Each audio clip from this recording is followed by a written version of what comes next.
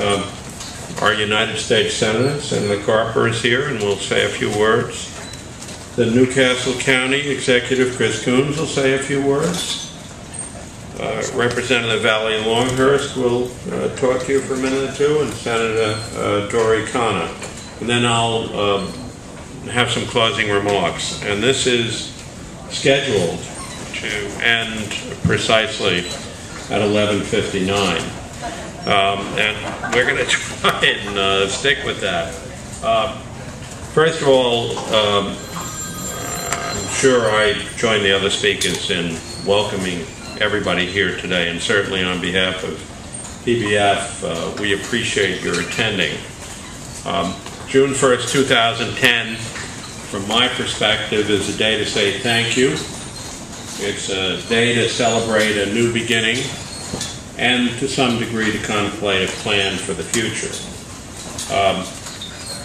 The thank you is, of course, due to many individuals and many groups, but first and foremost to your governor, Jack Markell, who never puts down his cell phone and who has been capable of reaching me in virtually every circumstance known to man.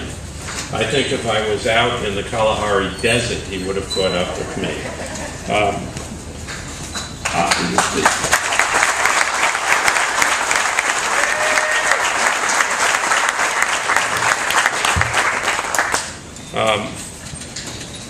I frankly doubted at certain points during this transaction that we would ever cross the finish line. But your governor is a can-do type of guy, unique, I think, with politicians. I don't want to call him a politician exactly. He properly used the power of the office and a keen business sense. He is a businessman.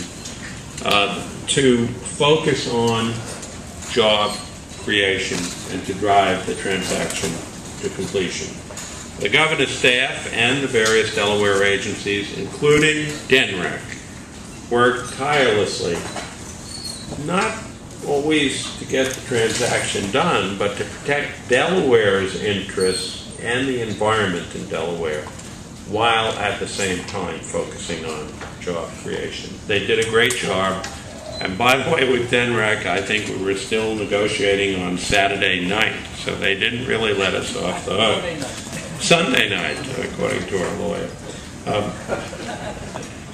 United States senators belong to the most exclusive club in our country, indeed in the world.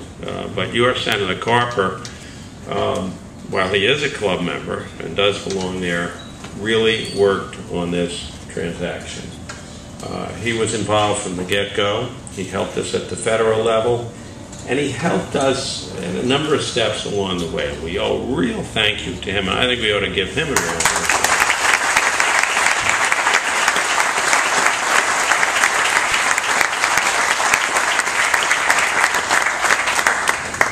Now, management and unions have not always been on the same place at the same table all the time. I think it's a mistake. The United Steelworkers, both at a local and a national level, responded in a fair and balanced way, as did the building trades. And frankly, without that balance, we wouldn't have gotten the transaction done. They did a great job. So we owe a thank you to all the individuals and groups for bringing the transaction to its completion. It is, from my perspective, perhaps, and I have a long career in this business, the greatest example of government, labor, and management actually working together to create jobs. And also, and this I'll get to in my closing remarks, to keep some strategic strength in the country. The country has lost so many manufacturing jobs. There can only be so many greeters at Walmart. And anyhow, everything you buy in there is probably made in China. As indeed the hats and umbrellas were I was shocked today. The hats and umbrellas we're handing out were made in China. How did we do that? Come on. The celebration portion is, of course, about creating jobs. going to be hiring over 500 full-time men and women in Delaware over the next 9 months. And I understand the first group of people has already joined and is on the payroll. So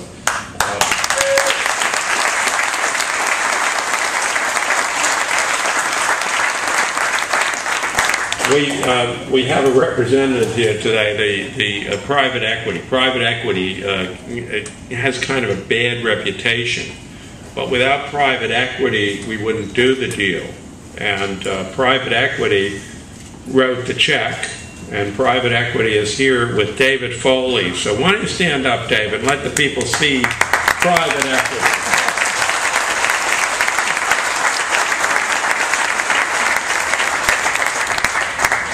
We're going to need more money from you, David.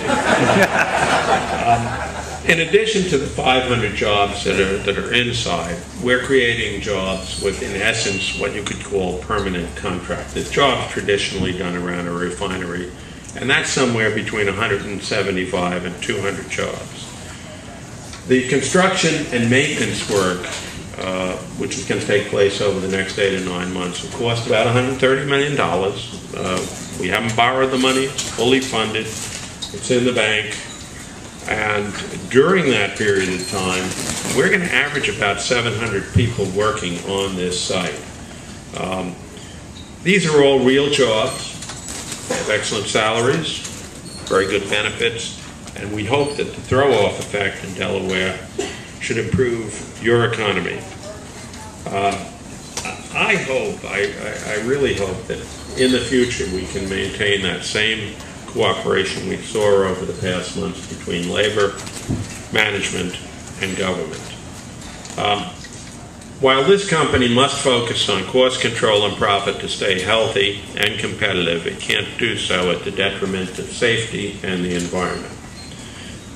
Delaware City does not have the greatest safety record, and it has to improve.